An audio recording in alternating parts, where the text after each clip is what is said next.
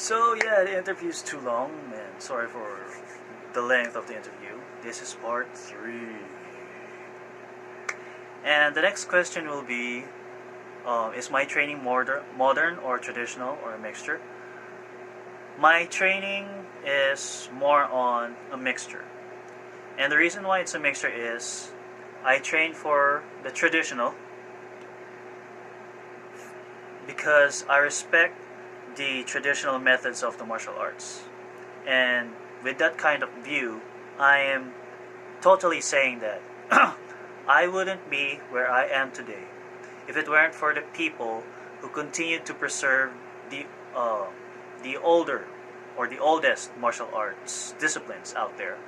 And there wouldn't be any kind of new martial arts today if it weren't for those old martial arts that were passed on from generations to generations to generations to generations. Modern because our environment constantly changes, people change, circumstances change, and with these kinds of changes, martial arts should change as well. So the training that I'm doing is mixing the traditional for respect from the older generation and modern so that it can also be applied to this era. So maybe applying the old methods that were useful before and using those and kind of tweaking it so that I can use it in this time. So yeah, it's a mixture of both. And this is a hard question. Why should you ask this? Oh, I have a problem with pizza. Pizza is so good, I have to stop myself from eating it in one day. Yeah, I love pizza a lot.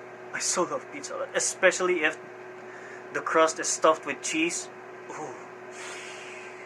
Yes.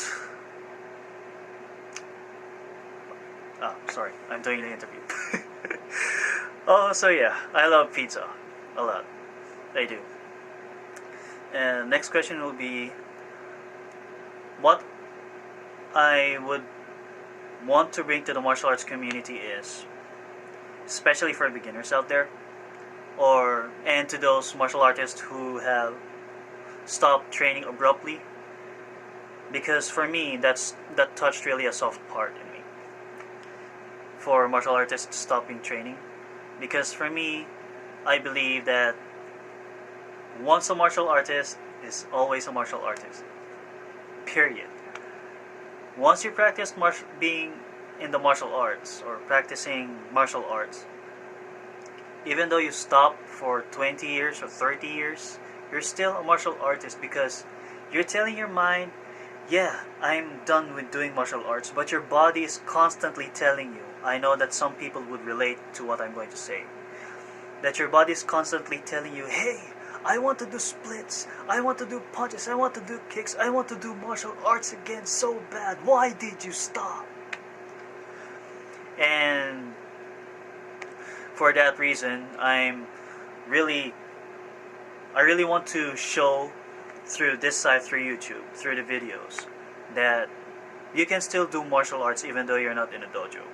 For now. I'm not saying that you permanently cancel yourself out from entering a dojo. I'm just saying that you can still practice martial arts at home or in the office or anywhere, as long as you're just doing solo training and in secret as well. So you don't want people watching you doing martial arts stuff. So they might look at you, say that you're bragging and stuff, and yeah, I know how to kick, and no, you don't want that. So yeah, that's my aim here in this community, and that for beginners, I want to really explain to them in detail on how to really do the techniques, because I've been in their position before, like I said a while ago, or in the other video, that everyone starts at square one. So when I started at square one, I was frustrated when I was finding tutorials and I was doing solo training that I need to do more research than I should do. So by showing the videos, the basics that I knew, that I learned, or that I taught to myself, that so that the beginners of martial arts can easily grasp the concept, and for those who are doing solo training, they would be encouraged to do more martial arts, to do their martial arts more, even though they're still not in a dojo. That'll be for temporary purposes. For me, it took me 5 years before I entered Bagwazang, and so I'm really happy.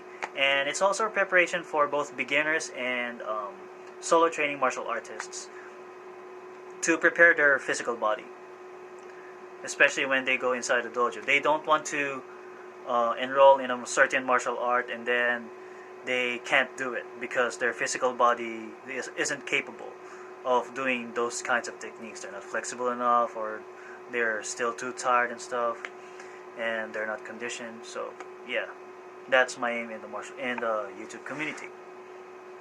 And when they see my name, Loyal to Law. 3 more questions. The famous quotes that I would like to leave y'all is, Yoda's do or do not, there is no try. As I've said a while ago, once a martial artist is always a martial artist, so it's either you do martial arts or you don't. And it's applicable to life as well. It's either you do your job or you don't.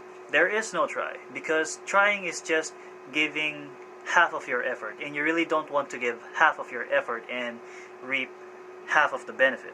You always want to give your full effort in a positive way and have the full benefit. Or if you really don't like it, just don't like it at all. You can't be lukewarm. You have to be cold or hot. You can't be lukewarm. And there's a saying that is very popular that says, a long journey starts with a single step. But my saying on that is, I took that concept and changed it in a deeper way, and it sounded like every wait, I'm trying to remember. Okay, I get it. The hardest part of the journey is taking that single step. Meaning, if you're really not committed, you won't even know if you're going to progress in that kind of area that's presented to you. So there's a kind of try there, but when you try, you have to be committed and say, I'll do it.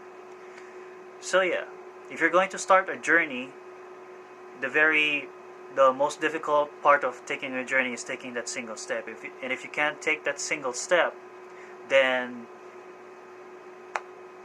raw truth, you fail. But if you take that single step, that's half the journey. I assure you, that's half the journey. All you just have to do is just continue walking on that journey, because you already took that single step. That single step is commitment, and when you're committed on that journey, you'll just go straight on. Period. So those are the sayings that I want to leave with you.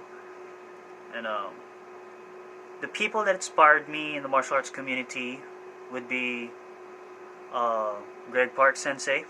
Since I watch his videos, I formally did my solo training from them. And Takenich Canada for really inspiring me for me to do the sharing of my knowledge here in YouTube. And I saw in one of his videos his honesty and his humility on why he's showing his videos out of just pure sharing. And the last is, the martial arts that's really beneficial for combat purposes is the martial arts that will save your life. So that covers all of the martial arts. As long as the martial arts is certified, you've researched the history of it, that it's really authentic, and the instructor is not bogus, that's a good martial art that you should take and you should learn. So, with this interview, three-part interview, I'm very, very thankful, Mr. Demzley, that you included me into your interview. And to all the viewers, thank you so much for watching. And God bless you all, and take care.